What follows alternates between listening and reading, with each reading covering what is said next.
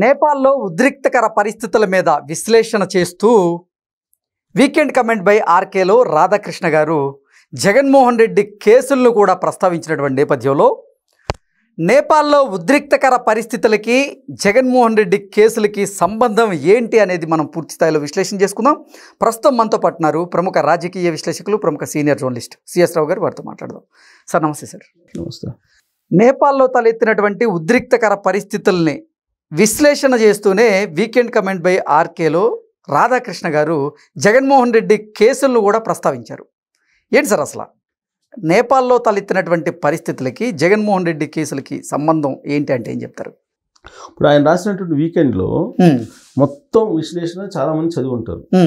అయితే దాంట్లో ఒక పాయింట్ని తీసుకొని ఇప్పుడు సోషల్ మీడియాలో బాగా ట్రోల్ చేస్తున్నారు రాధాకృష్ణ గారిని. ఏంటంటే ఆ పాయింట్, జగన్మోహన్ రెడ్డి గారి కేసులు ఇన్ని రోజులు విచారణ పూర్తి చేయకుండా ఉన్నాయి అని అంటే నేపాల్ లాంటి పరిస్థితులు భారతదేశంలో రాకుండా ఎందుకు ఉంటాయి అనే యాంగిల్లో ఒక పాయింట్ రైజ్ చేశారు.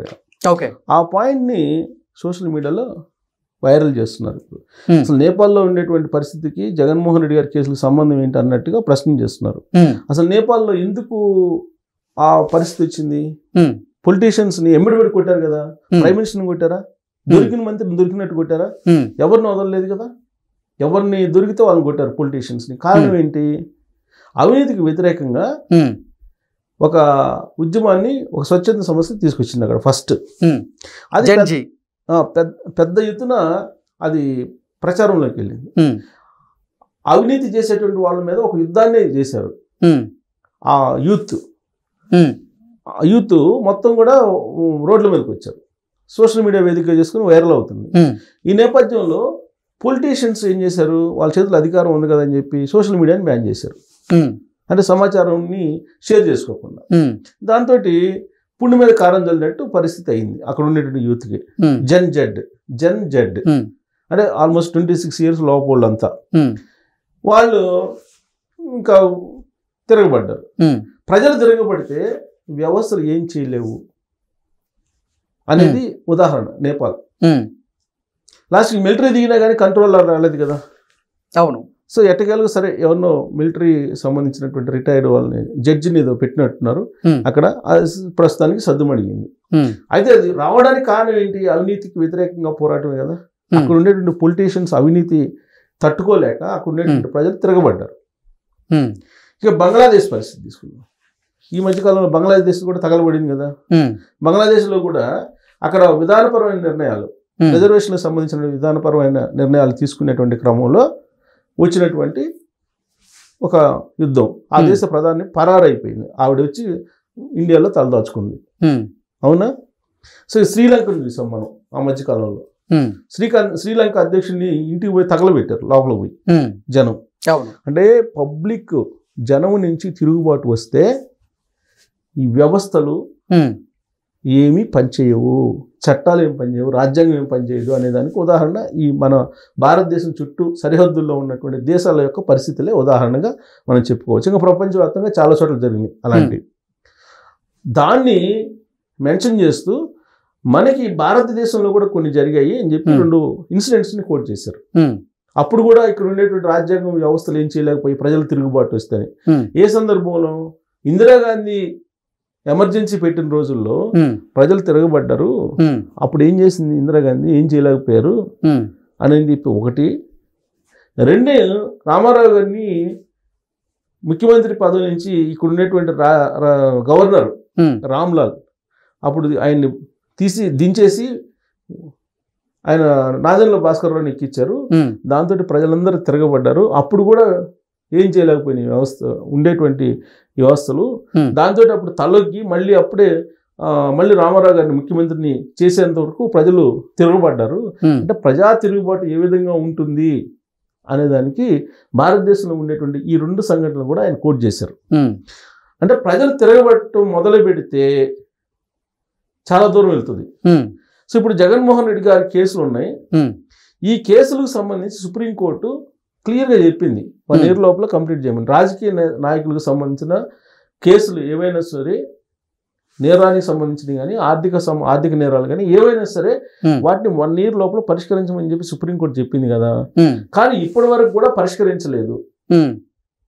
అంటే వ్యవస్థల మీద నమ్మకం ఉన్నట్ట పోయినట్ట, ప్రజలకి వ్యవస్థలు సరిగ్గా పనిచేసినట్ట పనిచేయనట్ట అనేటువంటి ఒక ఆలోచన రేకెత్తించేటువంటి అంశాన్ని ఆయన మెన్షన్ చేశారు. అంటే వ్యవస్థలు పనిచేయట్లేదు కాబట్టి ఇప్పటికైనా నేపాల్లో కానీ శ్రీలంకలో కానీ బంగ్లాదేశ్లో కానీ జరిగిన పరిస్థితుల్ని అబ్జర్వ్ చేసి ఈ వ్యవస్థల అధిపతులు ఎవరైతే ఉన్నారో వాళ్ళు ఆ వ్యవస్థను సక్రమంగా పనిచేసేటట్టు కనుక చేయగలిగితే ప్రజల్లో నుంచి తిరుగుబాటు రాదు, లేదంటే తిరుగుబాటు వస్తుంది అనేది ఆయన సారాంశం. దాంట్లో ఇక్కడ ఇప్పుడు భారతదేశంలో తిరుగుబాటు వచ్చే అవకాశం ఉందా అంటే లేకపోలేదు, వచ్చిన ఆశ్చర్యపోవాల్సిన పని లేదు అని చెప్పి రాశారు ఆయన. ఎందుకంటే కరప్షన్ పెరిగిపోయింది భారతదేశంలో, పొలిటికల్ కరప్షన్ పెరిగిపోయింది, ప్రభుత్వ ఎగ్జిక్యూటివ్ వ్యవస్థలో పెరిగిపోయింది. ఈ కారణంగా ఏమైంది, భారత ఆర్థిక వ్యవస్థ గురించి తెలిసినటువంటి వాళ్ళ ఆర్థికవేత్తలు ఏం చెప్తున్నారు, మొత్తం సంపదలో 40% 1% పీపుల్ దగ్గరికి వెళ్తుంది, 60% సంపద 99% పీపుల్కి పంచాల్సి వస్తుంది అని చెప్తున్నారు. అంటే ఏంటి అర్థమయ్యేటట్టు చెప్పాలంటే, ఒక 100 రూపాయలు ఉందనుకుంటే ఈ 100 రూపాయల్లో 40 రూపాయలు ఒకడికి వెళ్తుంది, మిగిలిన 60 రూపాయలు 99 మందికి పంచాల్సి వస్తుంది. 40 రూపాయలు ఒకడికే వెళ్ళిపోతుంది, మిగిలిన 60 రూపాయలు 99 మందికి పంచాల్సి వస్తుంది. ఇది ఈ విధంగా ఉంది భారత యొక్క ఆర్థిక పరిస్థితి. పేదలకి అలాగే ధనికులకి అంతరం పెరిగిపోతుంది, అన్రెస్ట్ వచ్చేస్తుంది, వ్యవస్థలు అసలు చేయిజాపి చేయిజాపిన వాళ్ళకి ఇవ్వకపోతే పనిచేయనటువంటి పరిస్థితి ఏర్పడింది ప్రభుత్వ ఆఫీసుల్లో. ఇదంతా కూడా అన్రెస్ట్ ప్రజల్లో ఉంది. ఆ అన్రెస్ట్ ని తగ్గించాల్సిన బాధ్యత రాజ్యాంగ వ్యవస్థల మీద ఉంది. జ్యుడిషియరీ అనుకోండి, లేకపోతే గవర్నర్ ఆఫీసులు అనుకోండి, ఏదన్నా అనుకోండి, వాటి మీద ఉంది.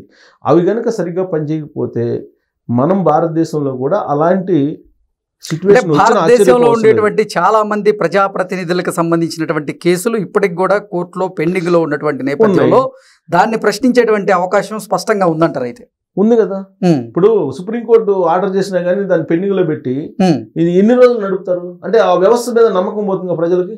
వ్యవస్థ మీద ప్రజలకు నమ్మకం పోయినప్పుడు ప్రజలకి తిరుగుబాటు తప్ప మరో మార్గం ఏముంటుంది? ఉండదు కదా. అలాగే సుప్రీంకోర్టు గవర్నర్లు రాష్ట్రపతులకి ఈ మధ్యకాలంలో ఒక తీర్పు ఇచ్చింది, బిల్లులు కనుక పాస్ చేస్తే అవి ఆటోమేటిక్గా చట్టరూపంలోకి వెళ్ళిపోతాయి ఆ టైం లిమిట్ పెట్టి. మరి అలాంటి ఆదేశం ఇచ్చినటువంటి సుప్రీంకోర్టు మరి ఈ కేసుల గురించి ఎందుకు పట్టించుకోదు? ఇప్పుడు జగన్మోహన్ రెడ్డి గారి కేసు 12 సంవత్సరాల పైన అయింది కదా, మరి ఈ కేసుకు సంబంధించి నిర్దోష అనేది చెప్పాలి కదా ప్రజలకి, కానీ చెప్పలేకపోతుంది.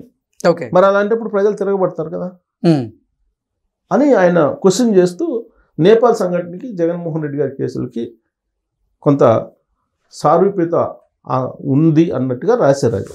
అది సోషల్ మీడియాలో ఇప్పుడు వైరల్ అవుతుంది, ఆయన్ని ట్రోల్ చేస్తూ ఉన్నారు కూడా. అయితే ఒకటి మాత్రం వాస్తవం, భారతదేశంలో ఇదే పోకడపోతే ఈ ఆర్థిక తారతమ్యాలు పెరిగిపోయి అవినీతి పరులు ఎక్కువైపోయారు ఇప్పటికే.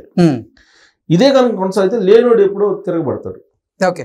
లేనోడు తిరగబడి కడుపు కాలినోడు ఎప్పుడైనా తిరగబడతాడు. ప్రపంచంలో అనేక దేశాల్లో చూసాం మనం, అణచివేతకు గురైన వాళ్ళు వీళ్ళందరూ తిరగబడతారు. తిరగబడినప్పుడు ఎవరి చేతిలో ఏముండదు. అంత దూరం తీసుకొచ్చుకోకుండా ఈ వ్యవస్థల అధిపతులు మెలగాలి అనేటువంటి ఒక సంకేతం, ఒక సలహా ఇచ్చారు ఆయన. Okay sir, thank you so much. Thank you.